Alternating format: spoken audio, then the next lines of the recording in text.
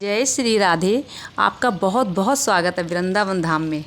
और दोस्तों, आज की वीडियो में आपको पुनः बांके बिहारी लाल जी के दर्शन होने वाले हैं और साथ में यमुना महारानी के भी।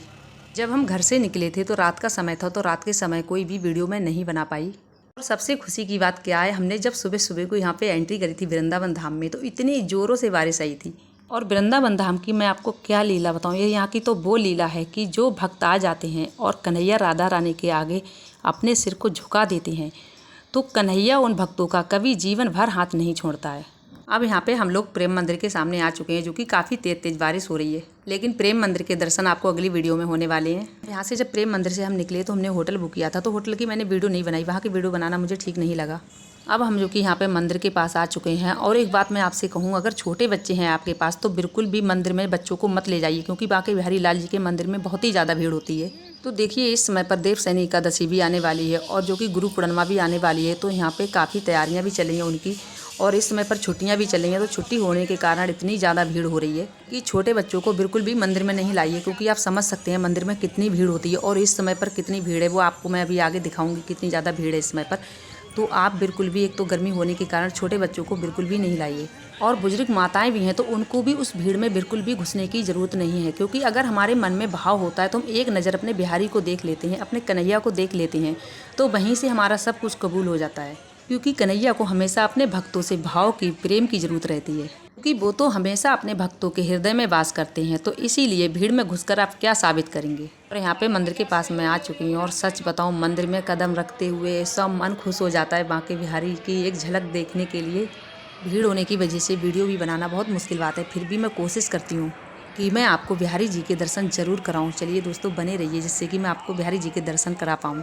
तो सच बताऊं, मंदिर में जैसे ही हम घुसते ही ऐसा मन खुश हो जाता है। और जब भी हम बिहारी जी की छवि की तरफ देखते हैं तो ऐसा लगता है कि हम कुछ देर और देख लें, थोड़ी देर और ठहर जाएं यहाँ पे। क्योंकि जब हम देखते हैं तो हमें लगता है अपने प्रीतम को, अपने बिहारी को कुछ समय और देख लें, क्योंकि उनकी छवि और उनको देख के ऐसा लगता है कि कुछ समय और ठहर जाएं यहाँ पे, कुछ समय और देख लें। तो दर्शन तो मेरे और मेरे सभी परिवार वालों के बहुत अच्छे हुए बांके बिहारी जी की कृपा से।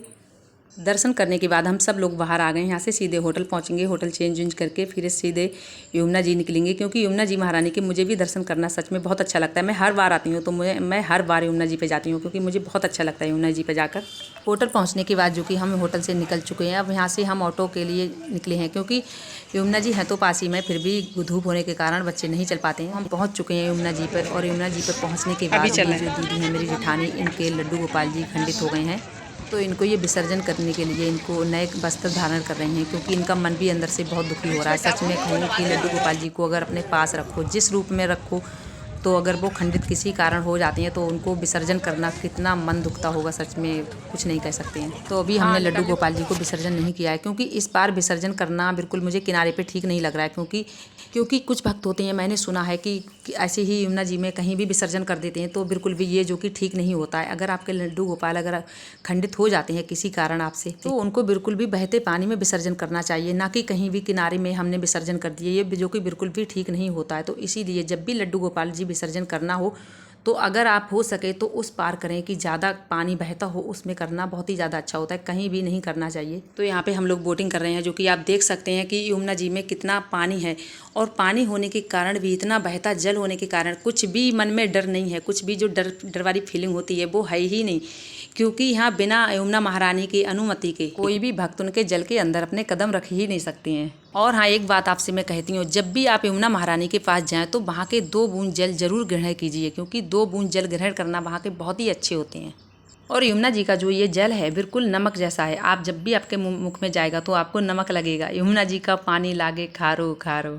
और एक बात मैं आपसे कहना चाहती हूँ, अगर आपके घर लड्डू गोपाल जी हैं तो चाहे तो आपने उनको बेटे के रूप में माना है, या उनको भाई के रूप में, या उनको भगवान के रूप में, तो एक बात मैं आपसे ज़रूर कहूँगी कि इस समय पर उनको कष्ट ना दें, उनको ना लाइए। अगर आपके घर कोई सेवा उनकी करने वाला है ठीक से, जो उनकी सेवा कर सकते हैं, उनको भाव दे सकते हैं, तो आप प्लीज़ उनको इस समय पर बाहर बिल्कुल भी नहीं लाइए। क्योंकि जिन भक्तों के घर पे कोई रखने वाला नहीं है, कोई उनकी सेवा नहीं करने वाला, उनको सेवा नहीं दे सकता है, तो ऐसे भक्तों को ज़रूर अपने साथ ले जाना चाहिए, क्योंकि लड्डू गोपाल जी को कभी भी घर में बंद नहीं रख सकते हैं। क्योंकि मैं तो खुद ही अपने साथ रखती हूँ, मेरी मजबूरी है कि मैं अपने लड्डू गोपाल जी को अपने घर अकेले नहीं छोड़ सकती हूँ। तो यहाँ पे मेरे यमुना महारानी के भी बहुत अच्छे से दर्शन हो चुके हैं। हम लोगों ने सभी ने बहुत अच्छे से यात्रा की, बहुत अच्छे से दर्शन हुए। एक बात मैं फिर भी कहती हूँ, अगर मन में भाव, मन में प्रेम, मन में भक्ति जगा कर आते हैं वृंदावन धाम में, तो कभी भी अपने भक्तों को प्रभु दुख नहीं दे सकते हैं, कभी भी नहीं दुख दे सकते हैं। क्योंकि ये बात मैंने बहुत अच्छे से समझ ली है, मैंने मान भी ली है कि अगर मेरे मन में प्रभु के लिए विश्वास है, मेरे मन में प्रभु के लिए भाव है, तो मुझे वो कोई मोड़ पर निराश नहीं होने देंगे। तो जब भी